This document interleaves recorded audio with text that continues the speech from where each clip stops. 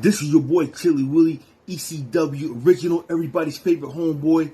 And yo, you need to check out the Big Fight. This is Liam McGarry, and welcome to the Big Fight Weekly. Yo. This is Stephen USSR Robinson on powerful.tv, Big Fight Weekly, for a special fight at Focus with Chris and Stu. Tune in. Boom!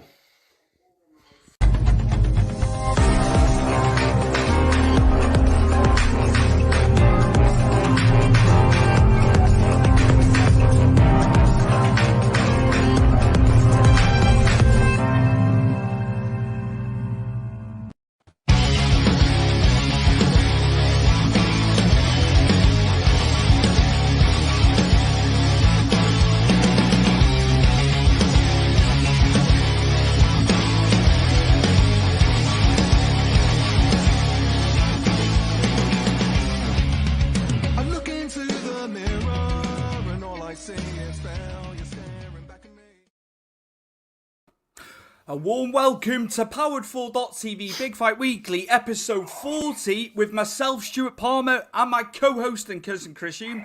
Quite the quick turnaround, Chris, from 39 to 40. We were only on Friday for that.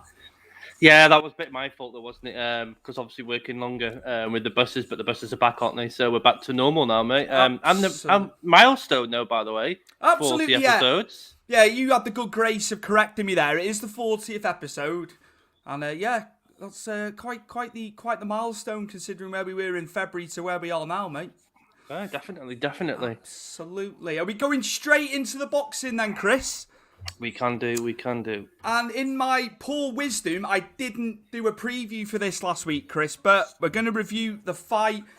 And quite sad, actually, Chris. Terence Crawford overcame him. You know, he KO'd him in the 10th. But Showtime Shawn Porter, Chris, a fantastic fighter. I think he could be Hall of Fame worthy in years to come as well. And I was looking through a list of fighters over the years that Shawn Porter's fought. And, you know, Terence Crawford this weekend. Errol Spence Jr., who was still waiting for Crawford to fight. You know, we want that super fight, don't we, Chris? Yeah, definitely. Your Dennis Ugas, you know, who beat Pacquiao as well. He conquered Pacquiao recently. Danny Garcia, Keith Thurman, Adrian Granados, Andre Berto, Adrian Broner, our very own Kell Brook, who won the world title off him. He had to go to California, as well did Kell Brook. And Devin Alexander on that list. There's also Paulie Malignaggi. He fought the who's who, did Shawn Porter. I think that's testament to him. You know, 7-3 in his last 10. But look at all the title fights he's been in. And some really big names as well. Listen, I was impressed with Shawn Porter in this fight, Stuart. And he took it to Terence Crawford in the first couple of rounds, and he was controlling that. You know, I wouldn't say he was massively in the lead, but he was testing Terence Crawford in the first 2 rounds, really pushing him. And I got to say as well, though, the pace of these two, and I've never watched these two before, Stuart, so this is the first time me sort of introduced myself to, you know, Porter and Crawford as boxers and watching them. My God, mate, they're fast. They move fast. And absolutely. I was really impressed, with everything that they put out. You know, Porter, as you say, he's retired now, but he went out on a shield in that fight. And the plan was win, lose or draw. He was retiring. It didn't matter about that result the other night. I think, you know, he realised when you look through who he's fought, it was just Crawford to fight in that division. And, he did, as you said, he did very well in the early rounds. You know, Crawford had switched to southpaw to try and, you know, stop Porter from doing anything, I think, initially. But Porter was good. Porter was good early on, as you said. He did well. He did well. But then I think as Crawford settled in, I think from round 6 onwards, you could see the tide. You could see the tide turning. His class did shine through. He's one of the pound for pound best, Chris. You know, that's and no question. I'm seeing people putting him. Why is he being put above Canelo though? This is not the official rankings. This is people saying Crawford's at the tippy top. I don't agree with that. Crawford's not gone through the weights like Canelo, Chris. Not yet. Listen, I don't think I agree with Crawford being ahead of Canelo just because plainly simple what Canelo has done in boxing, you know, in the last decade. But I was really impressed with Crawford's head movement. Once he figured out Porter and I managed to evade the jabs and the hooks that were coming in. They were coming really thick and fast by Porter as well. He was evading them with his head movement, like I say, was excellent. He was getting out of the way, but when he was countering Porter in the later rounds, as you say, he was catching Porter quite stone cold, right on the chin, right on the temple. And obviously the inevitable happens when he dropped him the first time. And you saw Porter was really, really frustrated. And I think that's where it turned to tide a bit more. Is I think Porter was that frustrated at being dropped the first time. I think his game plan went out the window. And he turned more into like a madman then, didn't he? And just literally just threw everything bar the kitchen sink at Crawford. And Crawford being, one of the best in the world, he took it, sat back, he dipped, and he moved, used that really good footwork as well as his head work. And he catches Porter again. His knee drops Porter for the second time.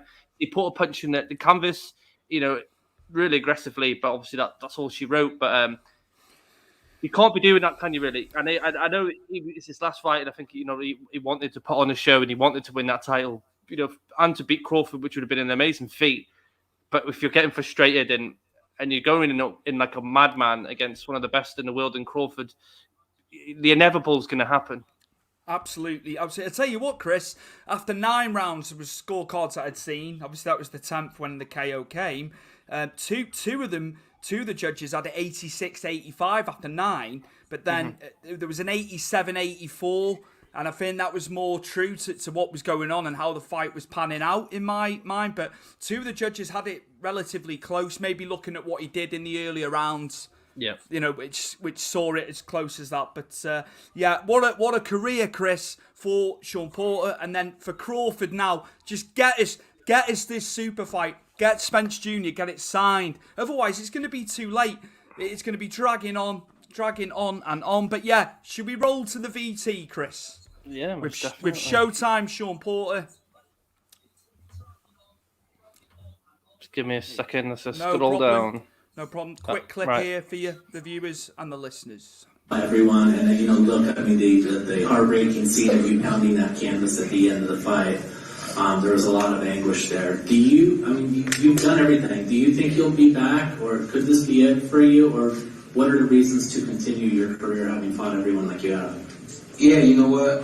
It's a great question, and I kind of expected that question because of fighting everyone. I'm prepared to retire. I was prepared to announce my retirement tonight. When it was a draw, even if it was a draw, we had a date. They were telling us we were going to have to do it again. I was not going to do it again. I'm announcing my retirement right now.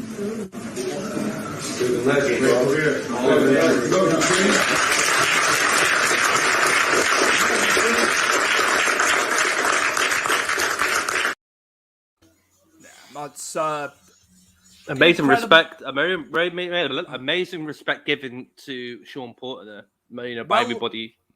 Welterweight has been, it's still one of the best divisions across boxing. Let's not forget we had Pacquiao in there. Mayweather was in there. It was like a transitional period, wasn't there? Obviously, with Mayweather stepping down, and they've all stepped up. It's been solid. It's been solid for years. But they've got to get Errol Spence and Crawford signed, Chris. It's that injury, though, to Errol Spence, isn't it? I know. It's a big one, isn't it? It's just the longer it goes on, I start panicking. He'll fight somebody else, and then it's just like, come on. But yeah, and also I think he had a car crash as well, Errol Spence, a couple of years ago. There was something that went on. It's just kind of scuppered it. But yeah, Chris, I think just closing out. Fantastic show respect, as you said at the press conference there. And also, Shawn Porter's dad, Kenny, in his corner, his trainer, he threw the towel in. He knew enough was enough. He's like, you're not going back out there. Father and son, we've seen it many times. Over the years, his dad knows better than anyone, doesn't he, about his son, in the fighting aspect and in the personal aspect. So, yeah, all the best to Shawn Porter in the future. See what he does in boxing after, post-fighting. Absolutely. I'm moving on, Chris. Demetrius Andrade, say either way. Andrade. Versus Jason Quigley.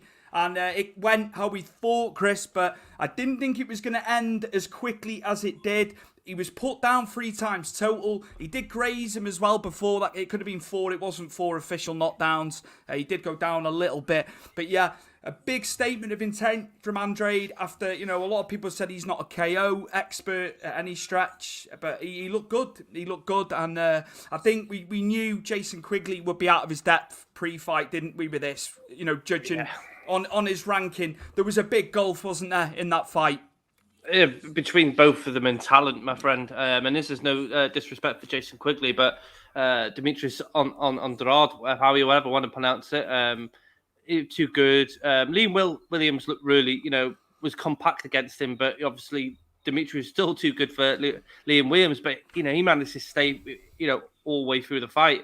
But you saw the golfing class between Andrade and Quigley, and he's one of them where you get given these sort of people because you have to sort of face the next person in line or whoever's there ready for you, and it just makes it look a bit too easy for him. Who he's coming up against at the moment. Have you got anyone in mind where you could give him more of a sterner test? Well, he's still calling out Canelo, Chris. But Canelo's good up to cruiserweight, so he wants the money. He wants him. He wants him, but there's no way in hell Canelo's coming down to fight him. But yeah, that was all he was saying. Post fight, should I say? I still want Canelo, but Canelo wants the reign supreme at cruiser. So I can't see it. I just can't see it happening. But maybe we are looking to someone like a Chris Eubank Jr. maybe somewhere down the line. But obviously he's got Liam Williams coming up. A lot of people are going for Liam Williams. In that one. It's a tough fight for Eubank Jr. That one. That's it. You've got Golovkin. Golovkin's around as well. There are fights, but he needed a statement victory because people have been slating him, saying he can't. There's no KO power. Right. Okay. Andrade, there was a lot of that going on beforehand, but I think you could just tell a mile off. It's not Jason Quigley's fault. That was the fight that got set up. Of course. Yeah, he's not going to turn it down, is he? He is 10th in the rankings. It was in New England. It was in the Boston area. There was a lot of Irish there, which was great for him. And he can't turn it down. He can't turn down a fight of that caliber, of that magnitude. Of course, you'd be stupid. You'd be stupid not to. Just the barrage of punches, closing out. It just, for the KO, Chris. It was just like there was just nothing coming back, was there? Well, you say about Andrade. Not having knockout power, and people were saying he's not got knockout power. Look, I've only watched him twice now, and this would be Liam Williams and Jason Quigley. I wouldn't actually say there was power in those shots per se. It was just more of a Quigley wasn't really putting his gloves up, was he? He was in awkward spots, and he was taking his punches, and he was getting caught clean. Like I say, I need to see Demetrius Andrade face someone who's going to test him. I've just had a look now through the list of rankings because I'm doing it in injustice, saying Canelo, he wants Canelo. Yeah, I have said about Gennady Golovkin, he's IBF.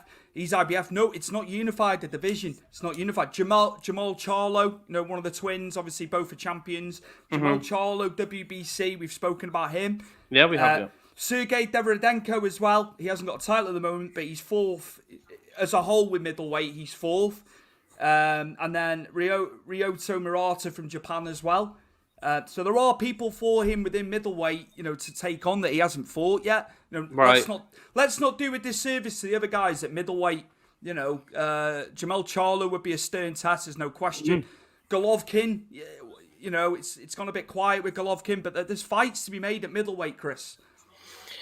And everyone's always after that money fight, though, aren't they? Let's be honest. Everyone's always after that money fight. You know what I mean? It's what happened to the sports fight in the next best person to you? It's now I want to fight the guy that's going up to cruiserweight. When he was in and around middleweight, Canelo, it should have been made, maybe a year or two ago. I know COVID and stuff, it's delayed stuff, but yeah, there was a time to do it. But he is the cash cow. I think that's I'm trying to think who the biggest draws in boxing are. He's at the tippy top, isn't he? Then you're looking at Fury, aren't you? I would say.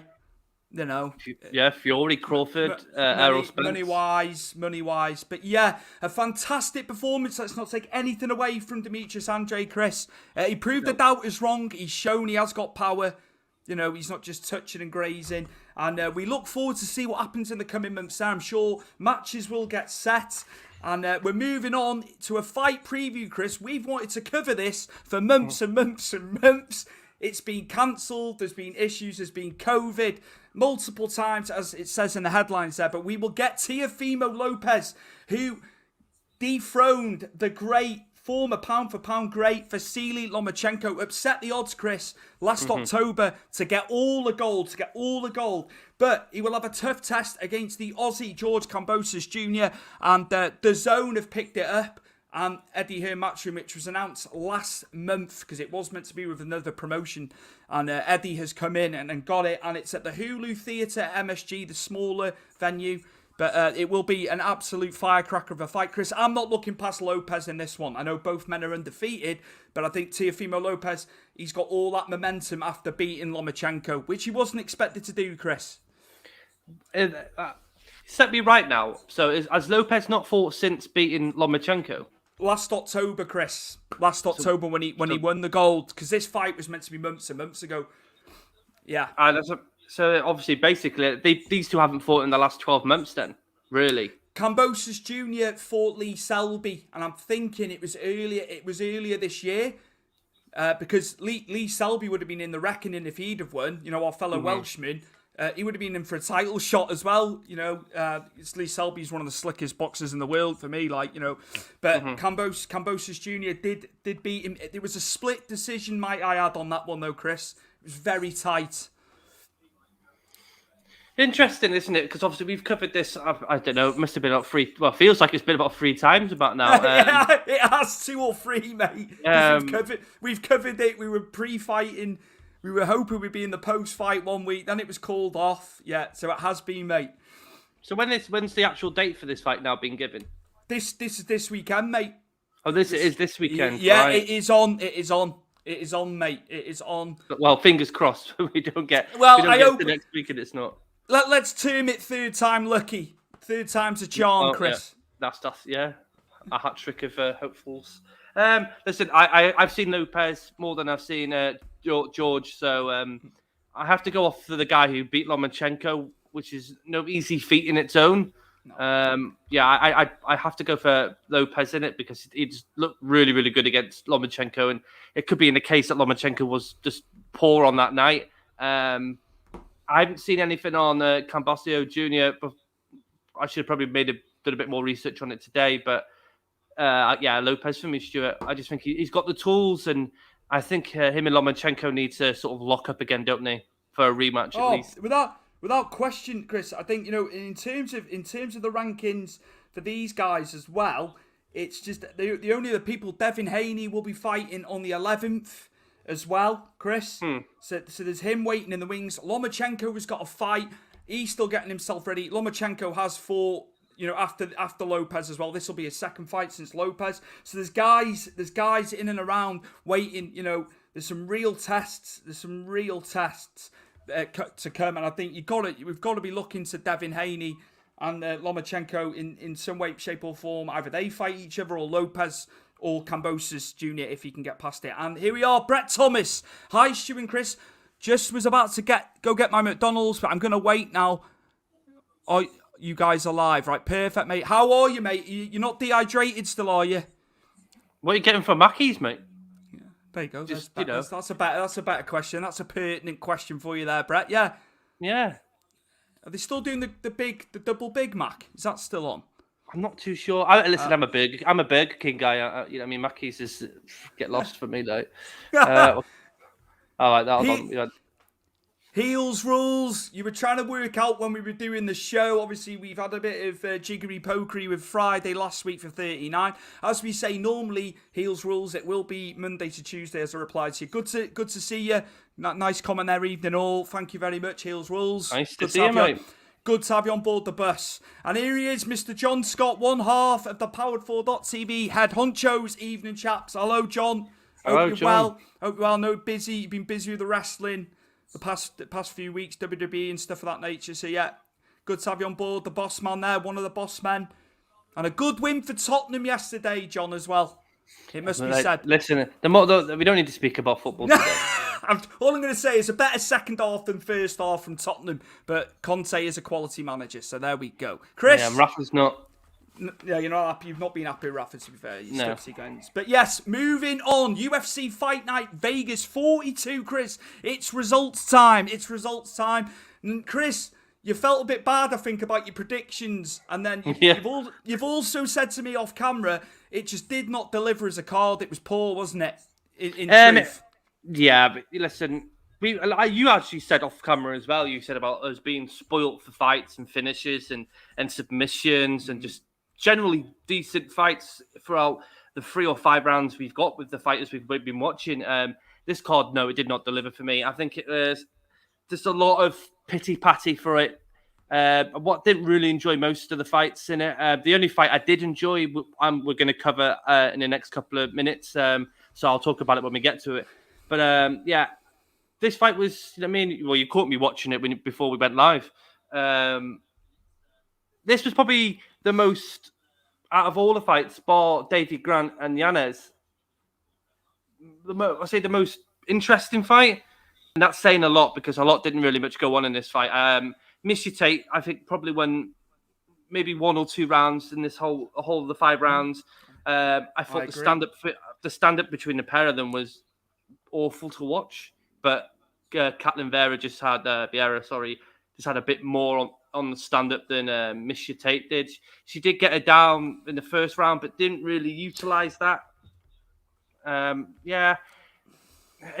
thought Miesha Tate might have won this. I thought, she had all that momentum of coming back. But, I just was not really much interested in this at all. I put down in my notes, Chris, like round 3, I felt Viera was a bit more accurate in round 3 with the striking. I know it wasn't, the best in the striking terms. But yeah, I'd say it was very close. I would say. But again, how has one judge got 49-46? They're loving this 49-46 when it's close knit, and 48-47, 48-47. I can agree with. Maybe you could have had it the other way for Tate. What is it with this 49-46, Chris? How can you have it so wide? Vegas judging, isn't it, though? They're just a bit all over the shop at the moment. The last, I say, it's 3 weeks on the trot now. We've had some really odd judging scoring. This fight was close, but I think if you sit there and watch it, you see that Viera sort of pulled away, rounds 3, 4, and 5. Miesha Tate had moments, but they weren't dramatic moments, and they weren't moments that were going to change the fight. Like I said, the stand-up was hard to watch, considering what you watched in the opening of the main event. Just in terms of Miesha Tate, is she going to just be out of? Is she not up to it anymore? Do you think, or am I wrong in saying that? Do you think she's still got fights in her? It was a lengthy time out of the biz for her. I'm just trying to look at different ways of. Does it make a difference her being away, or do you think it's just moved on significantly? Women's MMA. It's hard to say because women's MMA is still a bit of an influx, isn't it? Because we've still got like Amanda Nunes and Shevchenko. Let's forget about Rose Namajunas because she's still got people she can actually have someone to challenge her. Weili Zhang could come back and challenge her. You've got Esparza that can challenge Rose Namajunas. But when you look at Amanda Nunes in both of her divisions, and one of them, don't forget, hasn't even got a ranking system, or most fighters aren't even in it. And then, you've got her there, and then you've got Shevchenko below her. There isn't really many fighters you can actually pinpoint that you feel that can actually dethrone them. I made the point about Miesha Tate saying she had to be a sniper to beat Nunes, and I said about being invisible. She'd have to be invisible to beat Nunes. I think she's probably best staying invisible at this very point in time. I think for Miesha Tate it pushes me to think. I think she's going more gatekeeper. I think if you can get past Miesha Tate on your way to fighting Nunes, I think then you've got something because she's a good gatekeeper. She's been in there with some of the best ladies fighters, in the world. So past credentials, the girl was champion. She fought everyone. There's no question. But yeah, I think you terming her a gatekeeper. That's perfectly put. I think. I think that's not being harsh to her. I just think No, that not for me at is, all. I think that I can see that that's how it's going to work. If she's to stick around, she might have one or two more fights and call it a day again. You just don't know. I wouldn't answer the other question. Is I don't think it's a case of women's MMA is evolved. I still think we're still trying to find the next big thing, and we have got Invicta who are turning out great ladies fighters, which you can watch out on Fight Pass, and there's some really good fighters there.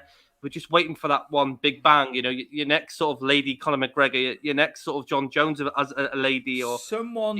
Someone will come through. Yeah. Someone will come through. We know what it's like in combat sports. Someone will just come out of nowhere. Someone will come out of nowhere and just become. And we want that, Chris. It's got that freshness, because there's a stronghold. All right, take Rose out of the equation because the belts have moved around a little bit. But when you're looking at a Shevchenko and a Nunes, it's hard to see them getting dethroned, isn't it? No, because in their respective divisions. I know we've said about Nunes and Shevchenko having another tear up. I want to see that, but then whoever wins that, everybody else still loses because they're still champions of their divisions, and we still have to get past them. Yeah, you got to. It's an interesting look. I love watching the ladies fight. I've been really enjoying them in boxing, but as well as in MMA, they always bring it. This fight didn't bring it all for me. As like the whole card, I say, was quite piss poor. But it is one of them. We've been spoiled the last couple of months, and we've had some really good fights. And it's just one of them.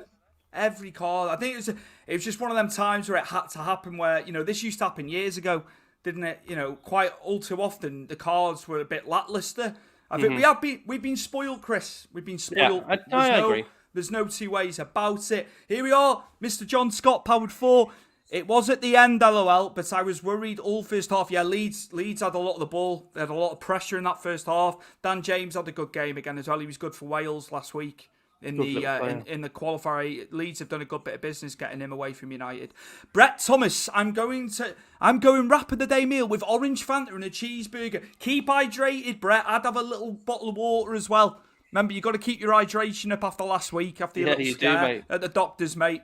But yeah, I'm glad you're getting your McDonald's fix. So John Fury said that Logan Paul could be a potential next opponent for Tommy Fury after his December bout against Jake Paul and take out both Pauls.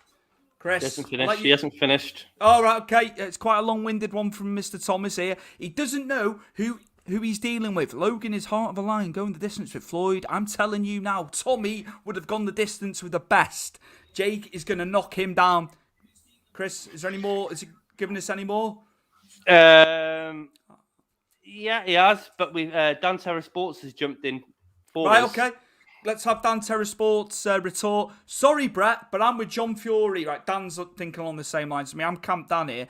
I can see Tommy being the Paul collector and take both out and end this YouTube boxing stuff. The more and more I read about it, though, people are worried because they're saying about Jake Paul's style and what he can do and his footwork and everything. Considering, he's meant to be the pro boxer. But I'm still going to get up and watch it live, Chris. Believe it or not, as I said on Friday. Listen, a lot of people are getting turned by it. They're like, I've got to see it because I think they think Fury's going to get schooled, don't they? Listen, I've said this from the get-go. I haven't changed my mind, and it's not like I'm a big fan of Jake Paul because I'm fucking not a big fan of Jake Paul. Let's just put it there. But I'm not stupid in the way I see things, how it works. And I said to you from the get-go, it was pressure with Tommy Fury versus Jake Paul and the pressure that Tyson and John's putting on him. And then you've got to fight in front of thousands and thousands of people that he isn't really used to. Then you've got Jake Paul's antics. Then you've got Logan Paul's antics on top of that. And then you've got the cases, you'll get retired if you don't beat Jake Paul. You've got to change your name if you don't beat Jake Paul. It's a lot of pressure for someone who's green as hell when it comes to boxing, Stuart. Just on John Fury, interview I'd seen, it was from last week. He was out, he had the campfire going. I don't know if you've seen it. He had his Land Rovers aside. A good video that about 25 minutes in length. Yeah. So he's going through everything. He's saying about the bone spurs that Tyson Fury had before the fight. Is it bone spurs were bad, weren't they? And his elbows, wasn't it? I think he was saying. Yeah. Yeah, he did say, Spurs. Really good interview through BT Sport, that is, if you get a chance to watch it, guys. Absolutely. Chris, are we going to move on to Michael Chiesa and Shawn Brady? No, we're not. There's something else. Jake Paul will knock him down and send Tommy to go do Strictly or I'm a Celeb. Listen, Brett, we don't need any more Dosters and I'm a Celeb than we've already got this year, mate. I do like the David Ginolas in it, though. I've had water bottles with me daily now. Good lad. No, good to hear, mate. Glad you're on the mend anyway. He's fast on the bag. Well, listen, I'm going to repeat myself again, aren't I? But we'll speak about this more closer to December the 18th. Absolutely. There's loads of stuff coming up next month. Some big fights, which we'll talk about towards the end, I think, if we've got time. Shawn Brady shocks Michael Chiesa. Chris, he took it out of Chiesa's playbook, mate. Possibly when you look at that, Stuart. But what did he do when he had Michael Chiesa on the ground? Not a great deal. But I think, that was Chiesa's wheelhouse that for so many years. I know he's adapted, I know he's changed it. But 5-1 on takedowns I took away from this, Chris. But as you say, what did he do with it? Was he controlling it? He had his back control, yeah, of course. Yeah. But how can you score a fight when he's not really doing any damage when he's got Michael Chiesa in a back control? I can see, I take your point. It's, I felt Michael Chiesa did more damage to Shawn Brady in that fight than Shawn Brady did to Michael Chiesa. Now, I'm not going to say it's a robbery. I'm not saying that, this was scored wrong. This is another one, like the next fight we're going to cover, where the judges can go either way with it. But Michael Chiesa frustrated me because he took Shawn Brady down in the last round and, he got his back. And I think if that went any bit longer, I think he probably would have finished Shawn Brady because I think Shawn Brady was knackered by that point, and you could see get gassed. If that round was any longer, if that surge had have happened a little sooner, Chris, who knows? He might have put him away. It was just like 29, 28 across the board, Chris. But as you say, you could have scored it Chiesa's way. I thought so. Quite easily. I'd take what you mean. They're working the takedown and doing stuff. I do take what you're saying with that. Absolutely.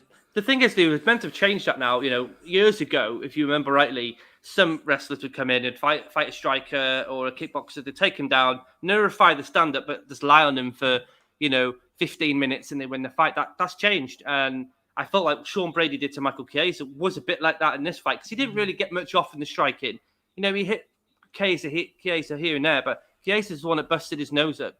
Chiesa was hitting him with some really good strikes, not fantastic strikes, but he was, more than what Shawn Brady was. But when Shawn Brady took him down, he had his back. Yeah, okay, he was trying to go for the rear naked choke. He had the body lock in. But Michael Chiesa, again, is not stupid. He's not going to get caught like he did against Vicente Luque.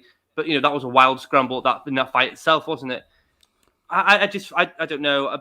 I said to you last week, I'm still not big on Shawn Brady. Michael Chiesa, I think if he went for the takedown a bit more himself in this fight, I think he could have won this. There wasn't really an attempt until the last round, the last minute of the round, really. So now Shawn Brady's obviously getting right into the top 15 area with this. But I want to tell you something actually before you say, Stuart. Do you know who's called him out? No, but you're going to tell me because I'm not even going to try and guess that one because I'll get it wrong. Hazmat Shemaev. Oh my God. See, now I'm interested. It's only going one way, mate. That one. Well, he destroyed Chakamanus and Stuart in a freestyle wrestling match on the weekend. Who's the bigger guy? Well, he is, obviously. He's massive. He's massive, isn't he? That's crazy. Chris, on the flip side of that, back to Michael Chiesa, lost to Luque. You can't frown upon that, Luque. You've been hot on him. We know what Luque he's done really well. We know his credentials, so that wasn't bad. This one now, mate, he's now 0-2. Where does he go? Where does he go now, Michael Chiesa? What's a fight you would see being made by the matchmakers at the UFC for him now? Where does he go from here? Because it is, guy below him that's coming and beating him. It's a bit murky waters for Chiesa because everyone's been saying, prior to the losses, how well he was doing at welterweight, as we said on Friday. I'll tell you what, I didn't like, Stuart. I didn't like them having a laugh in the octagon. And even Daniel Cormier said as well, not a fan of that. You know what I mean? Joking aside, yeah, you can have a laugh. But when you're in that octagon or ring, per se, even boxing, I don't like people having a laugh and having that sort of heart. You've just got me down. You're strong. That's what Kiaza said. I'm thinking is shut the fuck up and try and get out. The him. He's got you in the back mount, so get off it. Not instead of having a laugh. This is This is serious. This is your job. Yeah, there was a lot on the line for this one when you think about it. Absolutely. I do like when Kevin Holland was getting vocal the other month. He's different though, you see, though. Because I did like that. That's what he's about, though. He is big mouth for nothing. Like, we've got more comments coming through, Stuart. Oh, wow, okay. Lovely jubbly. I can't wait. Yeah, we know you can't wait for that, mate. Pete Layton, you've been watching us for a little bit now as well, haven't you, Pete? Yeah, good afternoon to you too, mate. Hope you're well. Hope all's good. This was decent card. Which, are we talking boxing or UFC? I would hasten to add that I think he thinks the boxing, unless he saw that card, the UFC card, differently to how we saw it. Everyone has an opinion, of course. He's allowed. Pete, you're allowed your opinion. That's not in question. Tommy should be grateful for Jake giving him this payday. It'd be his biggest one in his boxing career. And I was like, yeah, of course it is. But I also think that's true. It's a true statement. He should be grateful in a way, but fighters make matches, and fighters make fights, and this was the only fight that I think Jake Paul could physically get at this very point in time. The pressure's on Tommy. Simple as that. Much so, yeah. The pressure is on, and it's how he deals with that pressure on the night. I can't stand the pulls. Yeah, and Steve's here as well. Steve Muntman, how's it going, mate? Hope you're well. I want the end of the pulls, please. It's pretty much unanimous, aside from Brett, that we want the end of the pulls. The thing is, right? Chris included, although, Chris will tell you Jake is favourite against Tommy. I'm clued up on it and what these guys can do. And he's picking the right fights. And I think this is another one where he's picked it right again. Because think of like Tim Henman in Wimbledon. When Tim Henman used to get to Wimbledon, he used to shatter, didn't he? He shit his pants in the final, didn't he? He did though. He did croak it in the finals. It was good for a semi. I mean, in semi-final terms, not a semi in his pants, but there we go. That's a story for another day. But then, I hope not. I think Andy Murray. Not to make this about tennis because it was just an analogy. Andy Murray went on and saw the blueprint of Tim Henman and how not to flounder in a semi-final or a final. He just flounders now instead, Stuart. But what I'm trying to, when's the last when did he last win? He's been out injured. He's had injuries. He's been bogged by injuries, hasn't he? And he's very moody Scotsman as well, isn't he? Let's be honest. Yeah. What I'm trying to say is like, Tim Henman would get there, wouldn't he? But yeah, I'm just trying to sort of make the analogy here. But he'd shatter with the pressure, and I feel like this is Tommy Fury's. What's going to happen with Tommy Fury? I've watched some videos of him training at Sugar Hill, so at least he's getting some good training in there with proper boxers, pushing him. But I just think he's gonna fall, and he's gonna. It's not going to be the case of Jake Paul's the better boxer. I think it's just going to be too much pressure for the young lad. Where Jake Paul's lived in that pressure. I'm not saying that Tommy hasn't because of Tyson, but when it's you in the octagon, it's not Tyson. You're feeling that pressure more so than watching your brother go up against Deontay Wilder and going for all the sort of hell he's been through.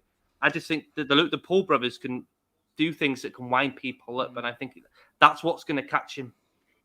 Mentally. Yeah, absolutely. Are we moving on, Chris? No, we're not. Guys, I watched an old Joe Rogan experience. It had Lennox Lewis on. He seemed so calm. Was he always like that in his prime? Yeah, he was always calm. Yeah, definitely. The only time Lennox Lewis lost it was at the presser with Tyson when there was fists flying, fists of fury. Yeah, but he did say he was going to eat his children, though, yeah. Yeah. He did. It's just Tyson, where Tyson's head was at the time. He's the most chilled man going. Now is Tyson Michael, absolutely.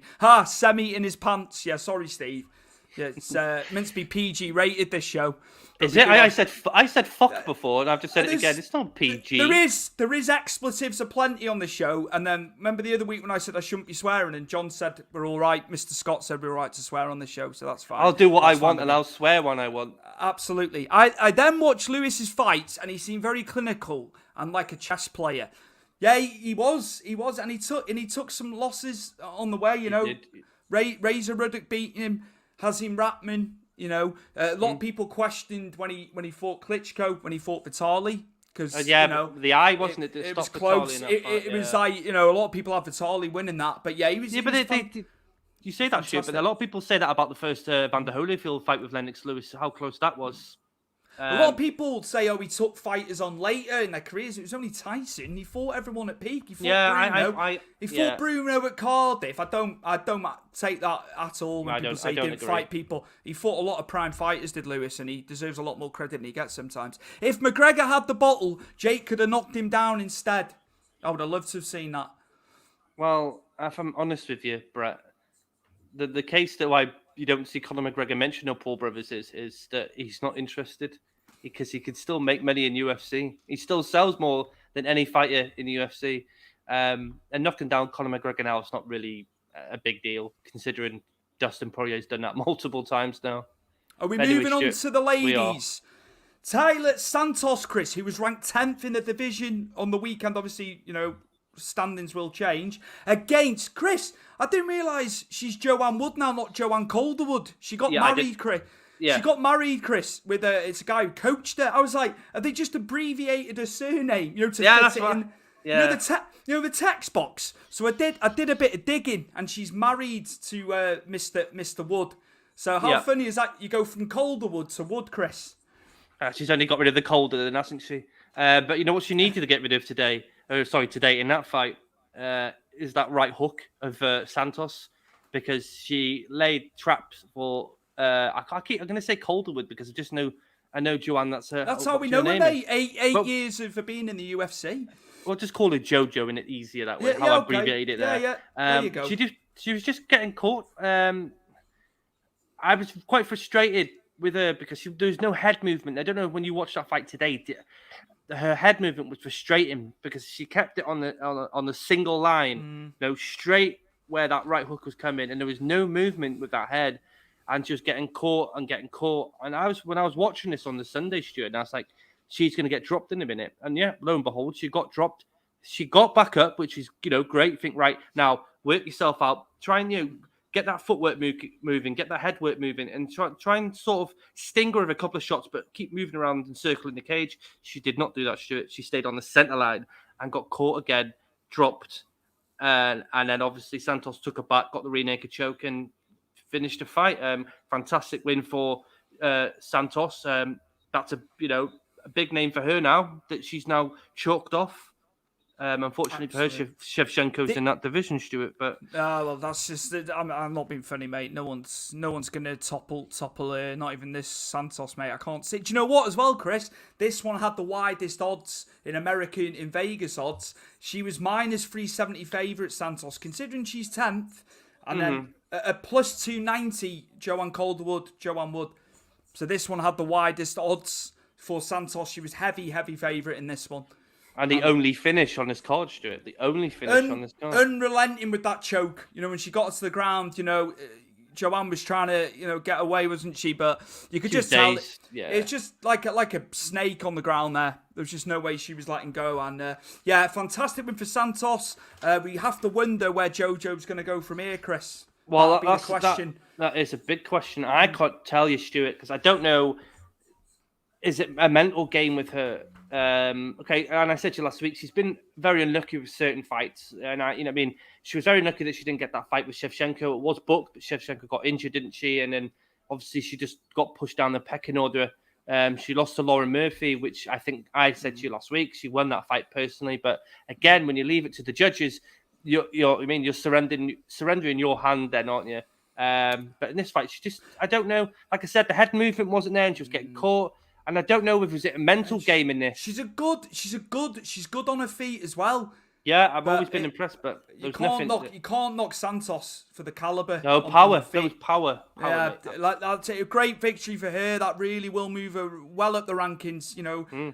Dethroning the 5th place where she goes in the rankings. We'll soon find out. And Chris, it's Brett again. Right, Brett. He could make loads like Floyd fight though.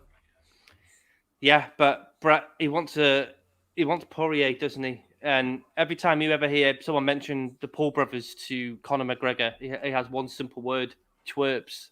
Doesn't even mention him by names. He either calls him a YouTuber or he calls him a twerp. And I feel that's more unsettling for Jake Paul because he can't get Conor McGregor to say his name. But that just shows you how much Conor McGregor's like, I don't need you. Maybe.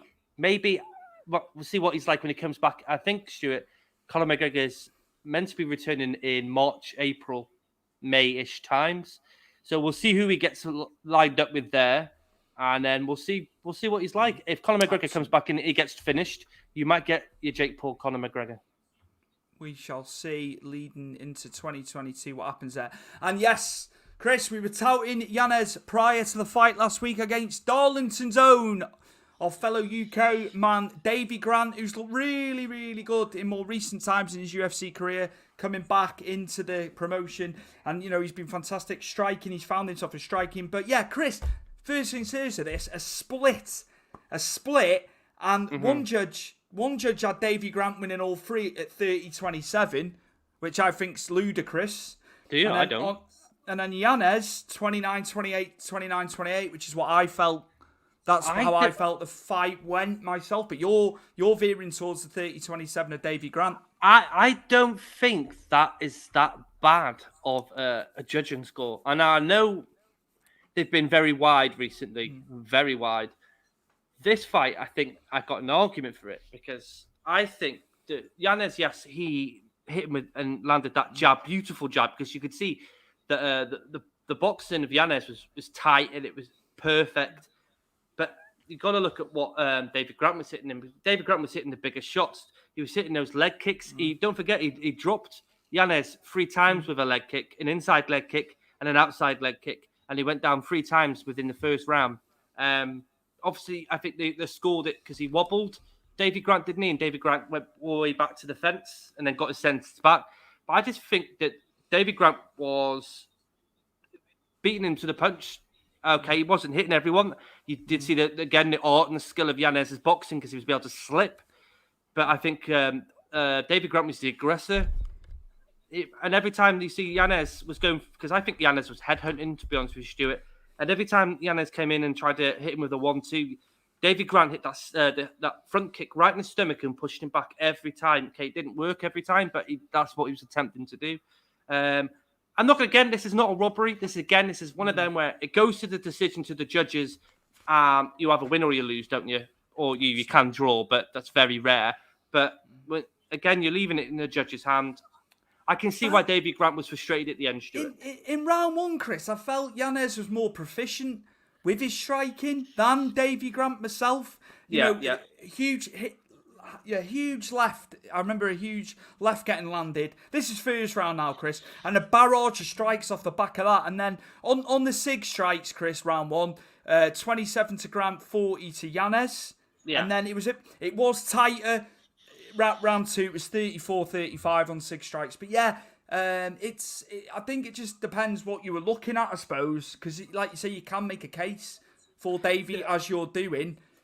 I think it was significant strikes that Davy had over Yanez. Yanez was obviously placement and everything he hit pretty much did land. And a lot of Davy Grant shots were rolling off that shoulder every time. Obviously, Yanez, the shoulder rolled him. But I just think Davy Grant was the aggressor. Davy Grant pushed the pace. Yeah, okay, he got caught. He got his nose bleeding, bled up, sorry. But, sometimes people just bleed easy. And I think Davy Grant's been in so many bloody wars that, you flick him in the head, he'd probably bleed now, wouldn't he? So much scar tissue. But yeah, I'm not disappointed because I think this was the best fight on the whole entire night. These two are the only two that got a fight of the night and got the 50k or 60k. So I'm glad that Davy Grant got money for his performance. But Yanez, you see, I didn't think he had a fantastic performance. If he mixed things up and went to the body, showed some leg kicks, and then used that boxing, he'd be a really good fighter. But I don't know about you, but I kept on watching it when I was watching it, sorry, and it was kept on headhunting, and he didn't mix it up very well, where Davy Grant was mixing it up. That's a fair assumption. I had that Grant in the final round on my notes kept coming forward, powerful. But I think it was typified both men are hard as hell. When you think about the strikes that were coming, from each guy, hard as hell, both guys. There's no question of that. Oh, yeah, definitely. Is Sonny, Steve and Finn okay? They didn't do the pre-show before the one last night. you'll have to speak to Sonny. I'm sure Sonny will speak to you about that because I'd say so. I'm not 100%. You know, you'll have to speak to Sonny or Steve or Finn. I'm sure they're all good. I know Sonny. It was Sonny's birthday the other day as well. So I think they've been busy. Life gets in the way sometimes. But yeah, if you reach out to Sonny, Games and Graps, he'll tell you. He'll let you know what's going on. He'll let you know what's going on, mate. I didn't even know they had a show on last night, to be honest with you, Brett. Was the Survivor Series last night, Stuart? Poor. Oh, okay, well, enough said about that then. Yeah, poor man. Give me AEW any day of the week. Honest beyond reasonable. Hello Nice to all. see you, mate. Same old Brett, LOL. Hope you guys both are okay. We're both okay. Bloody hell. Bloody going live, man. I stumble on my words all the time. We are great. I'm great. Chris will tell you he's fantastic, I'm sure. Yeah, actually, Stuart, I'm going to turn my fucking camera around now and see this. I'll tell you what I did on my weekend. Oh, he's got it. He's got his tree up. Bloody hell, mate. Jesus. Saying that, I'm surprised Caris hasn't got ours up yet. The girls were hounded all weekend, and they were like, nice though, mate. It's nice. It is nice, that. And they're like, right, okay. I was like, right, it's either tree or you stay up for I'm a Celebrity.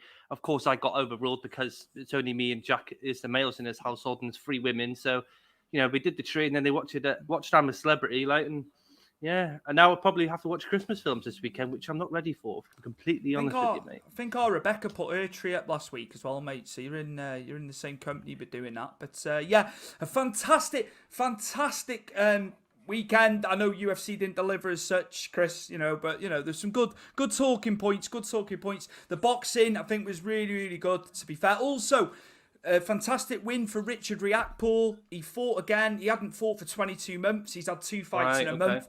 He is calling them all out at cruiserweight now because he's in title contention. So really good performance from him on the Boxer card on Saturday night. Just wanted to make a special mention. Rocky Fielding, former world champion. He's in action on the IFL card in Abu Dhabi as well. Just a quick thing about what's going on with the boxing. So yeah, Rocky lost to Canelo as well many years ago now. But yeah, he was a world champion, was Rocky. He's got that Scouse heart, but he's a red, Chris. He's a red. Well, I don't care then. But there we go. Yeah, just Off he goes.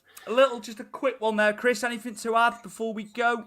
Obviously, there's no UFC this weekend. MMA is having a break, which, well deserved because they've been going solid for the last couple of weeks. Next weekend, we've got Aldo and Font, Stuart, which should be really interesting. Tasty. I saw that Aldo was calling Khabib out last week as well. Well, there's a big argument, Stuart, about GOAT status, and Khabib said that Aldo isn't a GOAT, which I have to disagree. Aldo went quite a long time without losing until he bumped into a young, fresh Conor McGregor, and obviously wilted under the pressure of Conor McGregor way before they had that fight actually, started. I've got a lot of respect for Jose Aldo. I mean, he flagged that flag for 145 for a very, very long time, Stuart. Not easy to do either. But Khabib's been ruffling a lot of feathers on social media, Stuart. I don't know if it's him. I don't know if it's him on that social network, Stuart. I think someone's writing for him. It doesn't sound like something he'd say. Do you think something could entice him back in out of this retirement, or do you think that is him done? I know this gets talked about all the time since he called time on his career. Well, with Islam now being very close to a title shot, let's say, in the division that he ruled, he's not going to come back to that division jump his mate. And I don't think he wants to go up to 170. And, I think he's got the frame for 170 Khabib. Who wouldn't love to see Khabib versus Kamaru Usman? I'd love to see that fight, Stuart. I'd love to see Khabib versus Kobe Covington. There's so many fights I would have wished he could have done. Nothing. He's got nothing to prove at 155, Chris. No, he hasn't. Listen, he's the king of everyone there. So, welterweight, absolutely. And we have spoken about that before, haven't we? Talking about lightweight. For him. Lightweight, Stuart. After Aldo and Font, we do have Oliveira versus Corriere. Yeah. Obviously, we've lost a fight on that card, haven't we? Masvidal and Edwards. Right, okay. Because Masvidal's when I say injured, the rumours are obviously he's going to do ultimate fight with Kobe Covington, and I'm more happy with that. That is perfect. That will give the Ultimate Fighter platform a big boost, won't it, for viewers? Yeah. that is what it needed. It needed to, Most definitely. butting heads, because it's just too easy come, easy go with the coaches. You want that rivalry. No nicey. You want horrible. You want nastiness. I know it's underpinned by the guys trying to get a contract in the UFC, but that'll be good narrative, that, won't it, if that does come to pass. Well, I think that's probably going to happen because obviously Usman, and I said this to you last week, Usman and Edwards are rumoured for March, Stuart, with, funny enough now, I don't know if this is true, this is only come up today, is Volkanovski versus Holloway 3 is the co-main. So Usman, Edwards 2, Volkanovski, Holloway 3 is the co-main. That doesn't get your mouth watering. I don't think you should be watching. Dana White wanting the buy rates there. Absolutely. Chris, where can the listeners and the viewers, more importantly, find you? Right. Well, you can find me on Twitter at VanHume86. You can find me on Instagram at VanHume86. You can find me on Twitter at VanHume. You can find me and Stuart on the description here. It's rolling around the bottom of your screen. And if you go into the links to the description of our YouTube page, Powered 4's YouTube page, you go onto this link, and all our links are in the bottom of the screen. Everything. You can find us on Spotify. You can find us on Apple. Also, Powered4.tv, the on-demand service, obviously. Loads of new promotions coming through. John and Rich working so hard. $7.99 a month, Powered4.tv. Head to the website. Chaptered events as well. It's fantastic. The format, the platform. Yeah, I really, really do encourage it. If you're into your pro wrestling, get signed up. $7.99 is a fantastic price point for what you get. Absolutely. And yes, I've been Stuart Palmer, and we are approaching episode 100. Episode 99 with RGT85 is up though. And I want to say a big thank you to RGT85 because he shared the post with me not asking him to do so, because a lot of the time you ask him to post the show, for promotion, and they don't do it. But RGT85 did. He posted it, so yeah, doing very well with that episode, and it was good because I am not in touch with modern gaming. Christopher will tell you that. I noticed. Past gaming. I will talk the hind legs off a donkey, but yeah, it was nice to hear from him about what's been going on currently with gaming and also intertwining the wrestling. So yeah, 99 is out with RGT85, who's got 400,000 subscribers on his YouTube.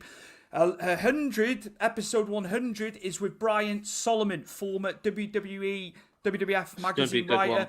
And he did the publications as well. He did lots of books, including, I think it was for the magazine. He spoke to Vince. He had a 2-hour interview with Vince for the magazine many years ago. So some great stories as well. But yeah, that is what's happening with Stu's Wrestling Podcast. We will see you next week for episode 41 of Powered4.tv Big Fight Weekly. 41, Stuart. We'd never think you'd say it, would you? No. Right, everyone. Thank you very much for tuning in, watching us. As we just said, we'll see you next week. Thank you very much.